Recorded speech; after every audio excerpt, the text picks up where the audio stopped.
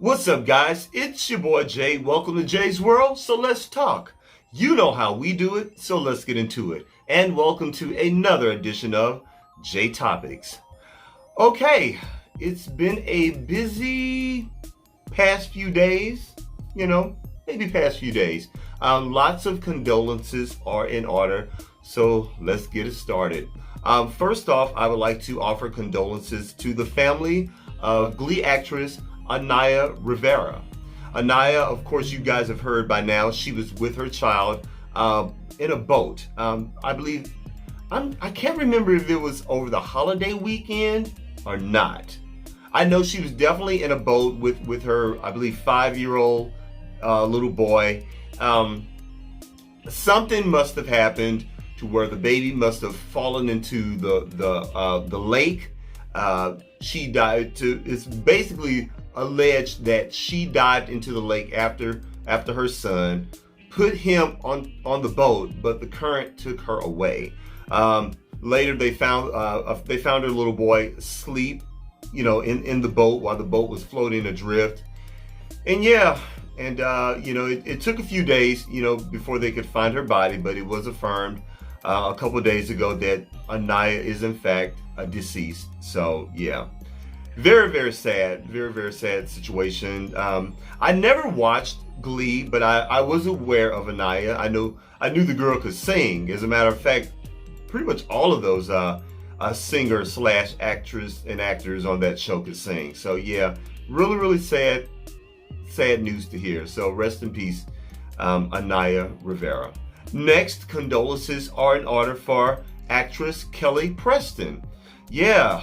That one shocked me. Now, that one really, really shocked me because, first of all, I did not know that she was even sick. Apparently, she had succumbed to her 2-year battle with breast cancer. She did it in silence. She didn't want anyone to know, and that's respectable. But yeah, she died. She was only 57 years old. Very, very, and condolences to John Travolta. I've always been a John Travolta fan, from when I was a little kid watching Welcome Back, Kotter to Saturday Night Fever. And I know he and his wife, they had done quite a few movies together. So yeah, they were one of those long-standing Hollywood couples that everyone knew. So yeah, rest in peace, Kelly Preston. Very, very sad. Also, condolences are in order to the daughter of Nelson Mandela, Zindzi Mandela. She died at only 59 years old. Now, it's not clear as to how she died. For some reason, they're still not reporting as to what was the cause of her death, but she did die in, I believe, Johannesburg, Africa, and she died in the hospital. Only 57 years old. Just sad. 3 women. So yeah. So condolences to all of those families, and my heart goes out to everyone that's affected by these deaths. All right, so next I want to talk about Nick Cannon. I'm sure you guys know by now, Nick Cannon was fired by Viacom. Yeah, it was basically over. Okay, here's the deal. Nick Cannon, he has a podcast. As a matter of fact, Nick Cannon has a lot of jobs. A lot of irons in the fire. But anyway, Nick Cannon has a podcast, and he had Professor Griff, formerly of Public Enemy, on his show. And they were pretty much talking about Hollywood and the systemic racism that goes on in Hollywood, and just pretty much doing a complete breakdown as to how systemic racism happens in Hollywood. And in some way, I guess the Jewish community came up, and the Jewish community's connection with Hollywood, and I guess how much they own and how much they control in Hollywood. And here's the thing. I did actually watch the interview for myself, and it was basically Nick trying to break down just how the situation actually happens. And I do believe he didn't exactly articulate his words the way he probably wanted to, And I can see how someone of the Jewish community would be offended by some of his words. He maybe should have used better words, but I do feel that he was just pretty much trying to break down how systemic racism actually happens in Hollywood. And that was his perspective and his opinion on how how that whole thing works, And of course, we know Professor Griff, he's had some anti-Semitic moments in his career, and they pretty much blackballed him. So, that was a whole situation unto itself. And I do feel that these were just two black men coming together, trying to figure this thing out. And maybe they probably shouldn't have had that conversation on camera, or if they were going to have that conversation on camera, it definitely should have been articulated better. Okay, so I acknowledge that, we all get that, and Nick Cannon, to his credit, has apologized to the Jewish community for his choice of words and his descriptions, and he apologized for anyone that felt hurt or offended by that. And I do believe Nick Cannon meant that. What I did not like about Viacom just rushed to judgment, and they fired Nick, claiming that it was a hate speech, and saying that, and just pretty much labeling him anti-Semitic, And I do not feel that Nick Cannon is anti-Semitic. And I don't feel that Nick Cannon is a hateful person, and definitely that was not a hate speech.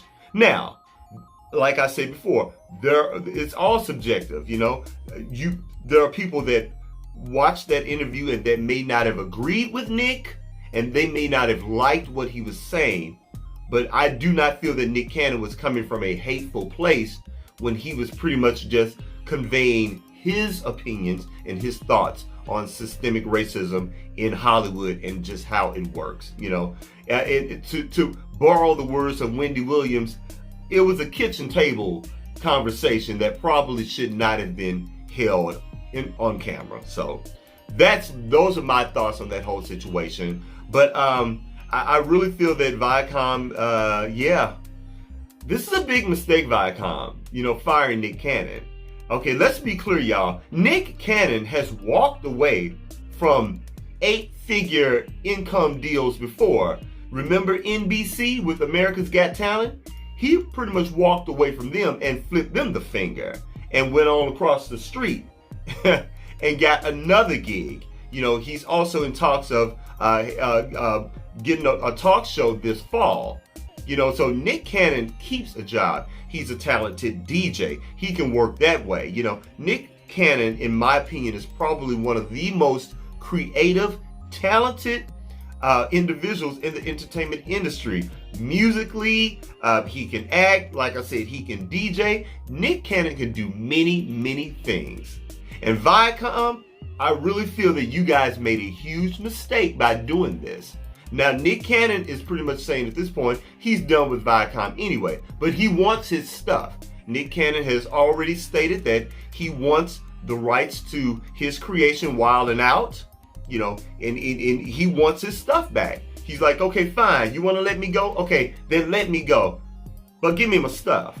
And Viacom, you need to give that man back that show because he created it and it belongs to him. Of course, I've never created a show, so I don't know how the intricacies of an actual contract or how this stuff works. So I just feel that you guys made a huge mistake firing Nick Cannon, and you'll probably feel that in the weeks, months, and even years to come.